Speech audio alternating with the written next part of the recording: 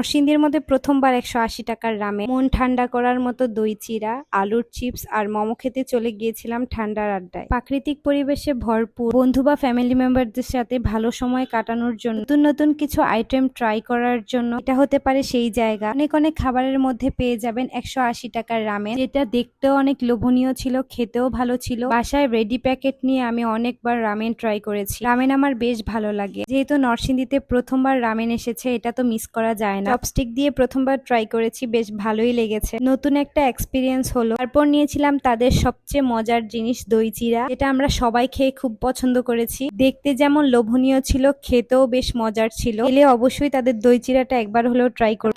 নিয়েছিলাম আলুর চিপস, বেশ ভালোই লেগেছে। আর তাদের মোমোটাও ট্রাই করেছি। ভিতরে যেমন বসার জন্য সুন্দর জায়গা ছিল, খেলাধুলা করার জন্য বিভিন্ন ধরনের অ্যাক্টিভিটিও ছিল। এসে সুন্দরভাবে আপনি অনেকটা সময় এখানে কাটিয়ে দিতে পারবেন। কে গিয়েছেন অবশ্যই কমেন্ট করে জানাবেন।